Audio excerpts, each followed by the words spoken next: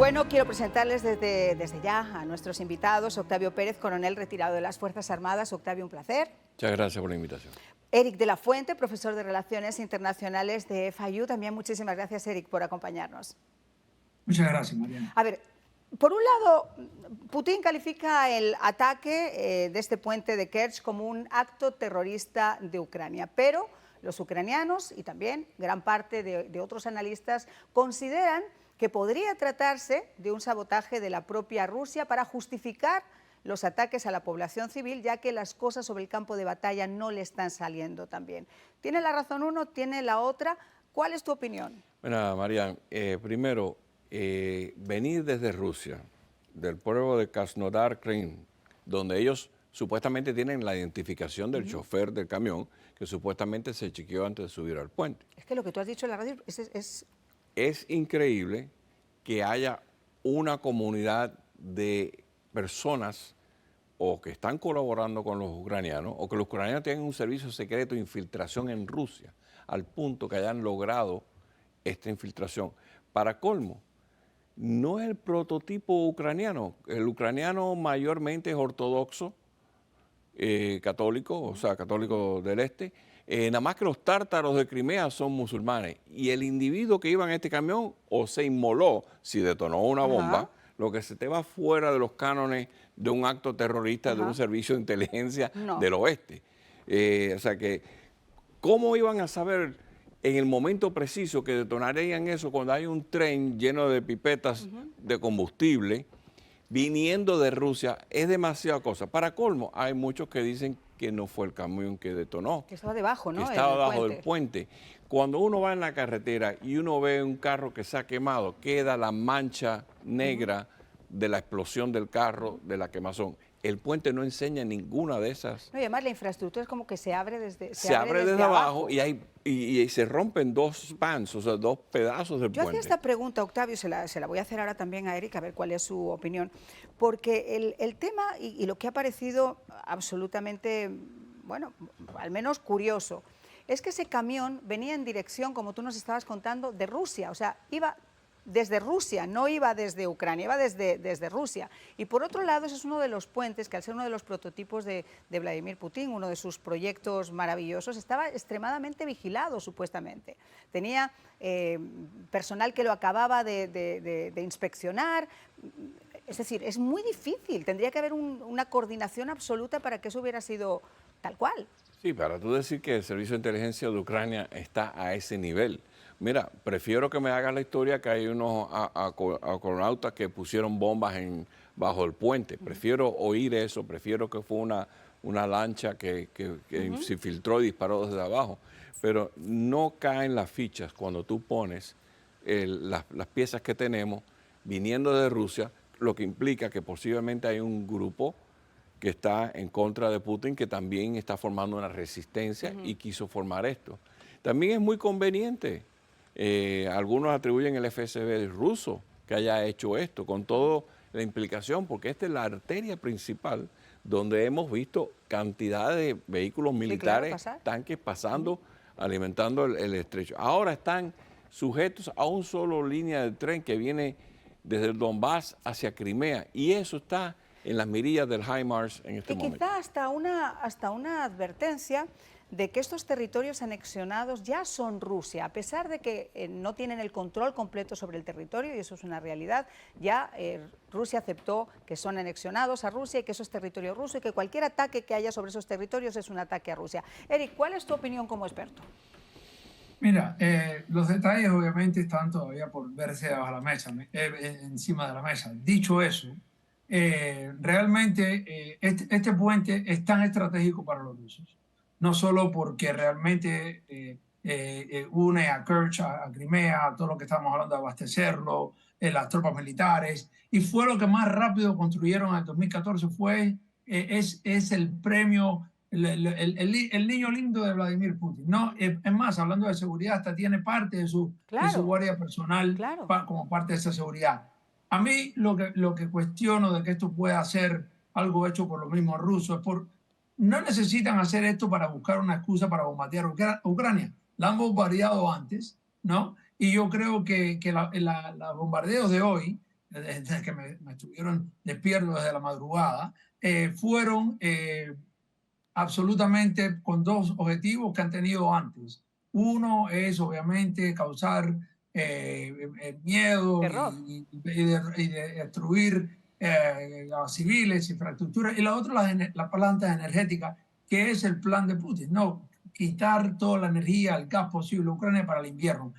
Para eso no hacía falta volar no solo que es el puente principal, pero sin duda va hasta la imagen de Putin, ¿no? El prestigioso, porque su guardia personal estaba involucrado en esto. Esto es lo importante. Entonces, realmente no sabemos, es difícil pensar Sí. que un camión puede volarlo si no es por abajo también, pero más allá de eso, yo creo que estratégicamente podían haber hecho lo que hicieron hoy sin volar el puente. Ya, lo que ocurre es que estamos también en un momento donde la situación, cuando se empezaron a bombardear las ciudades ucranianas, era muy diferente a la situación que se vive ahora. Desgraciadamente, el descalabro que han tenido las tropas rusas sobre el campo de batalla es importante.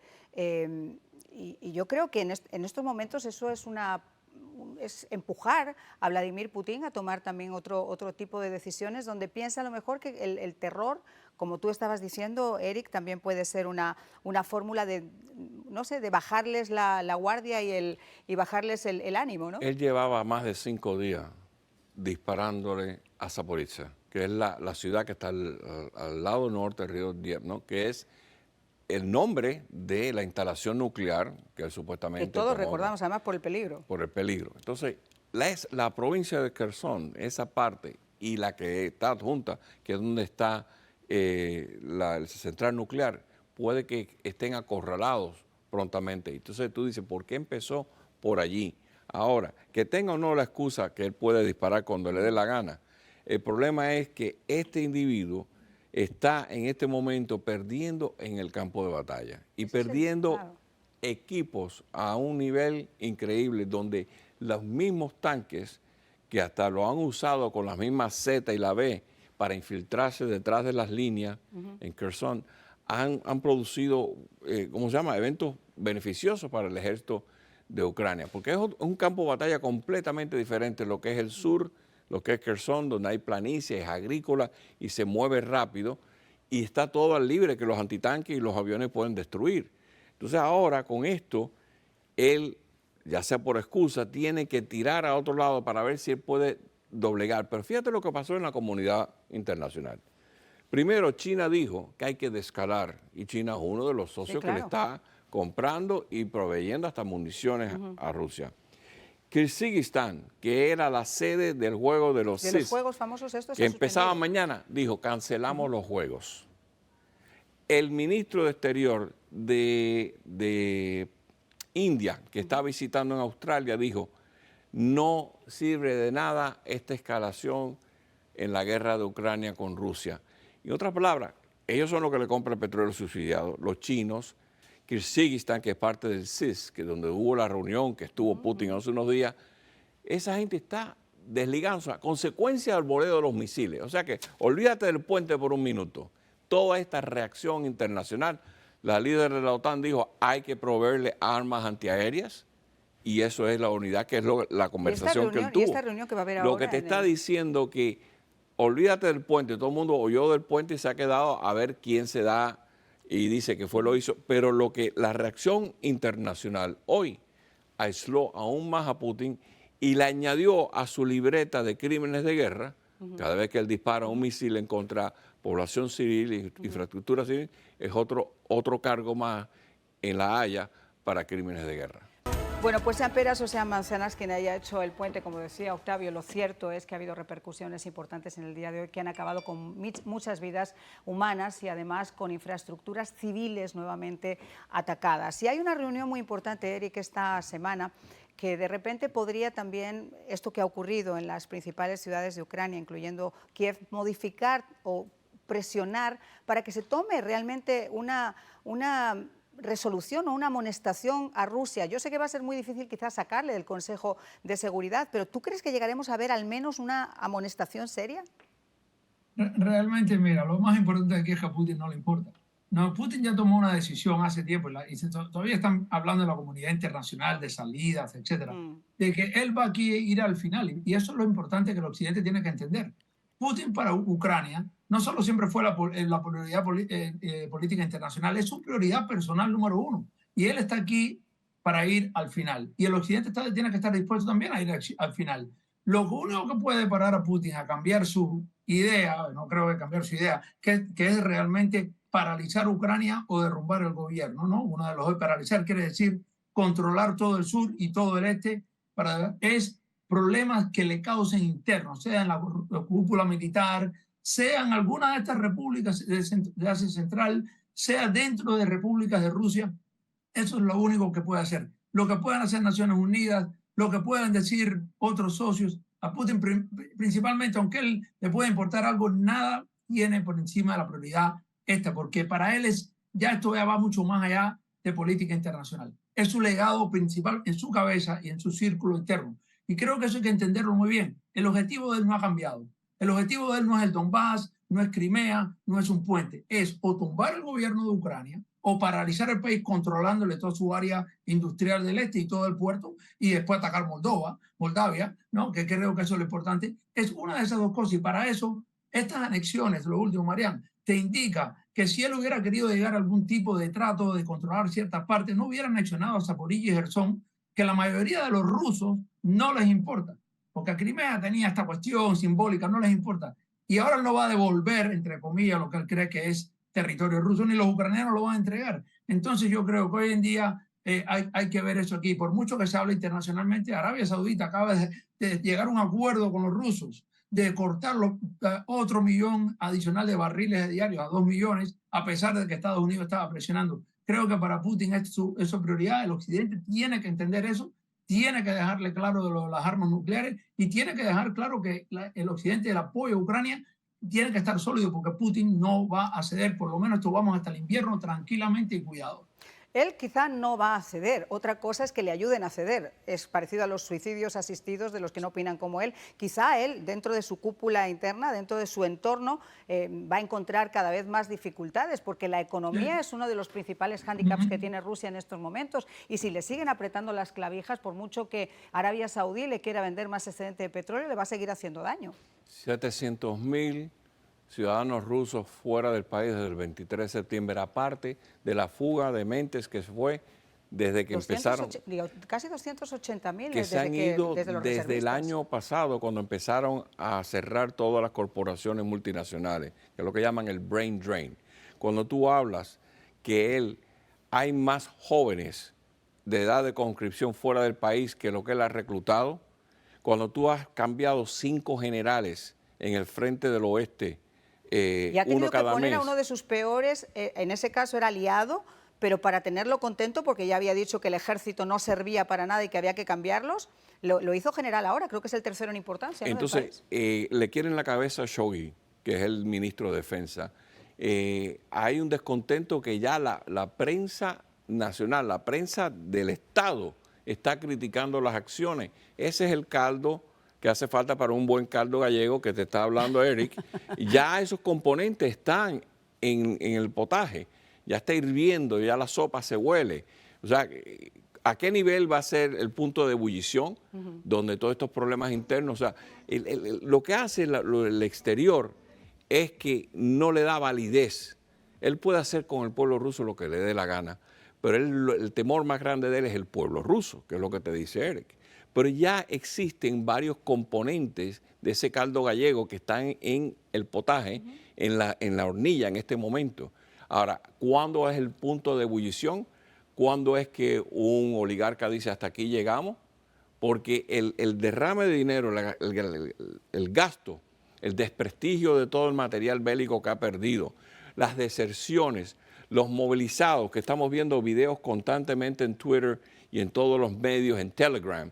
Estamos viendo cómo salen los muchachos que están mal alimentados, que le han dicho a los propios componentes del ejército que usen toallas sanitarias en vez de military dressings para heridas. Eso también tiene un impacto. ¿Cuántos de esos van a servir? ¿Cuántos vehículos han destrozado que no saben manejar en el campo? En el Donbass perdieron el sábado 5 villas y pueblos, o sea que fue un arrase total. Hicieron contraataques y no pudieron superar los rusos. Y todo esto está entrando en Telegram. Todo esto lo están viendo mucha gente en Rusia y lo están retransmitiendo. Y eso es lo que cambia la situación un poco, Eric, que ese movimiento interno, sobre todo desde el tema de los 300.000 reservistas, tener que de alguna forma admitir que las cosas no le habían salido como pensaba en esa campaña que iba a durar 2 semanas, el tema de las deserciones y de las bajas sobre el campo de batalla, ya están llegando a Rusia, y un movimiento que en un principio era muy fácil ocultarlo, ahora no es tan fácil, hay muchísimos detenidos y la situación se pone más complicada. Pero quería preguntarte, porque sé que tú tienes contacto directo con Ucrania, una cosa es cómo sintamos nosotros lo que está ocurriendo y otra cosa es cómo lo siente la gente que está en estos momentos ahí, que quizás había bajado un poco la guardia de estos ataques de Putin. ¿Crees que estos ataques del día de hoy cambian de alguna manera? Porque la gran diferencia entre un ejército y otro es que uno se entrega y el otro sigue adelante. ¿Crees que eso puede modificar esa imagen? Mira, uno de los parques que le dieron en el centro de Kiev, donde yo caminaba todos los días, porque está al lado de la Universidad de Shevchenko, el sábado pasado estaba lleno de personas tomando sol, relajados. Yo había hablado con amigos diciendo, hay que tener cuidado con un ataque a Kiev. Ese fue el parque principal que dieron, que está al lado del consulado alemán.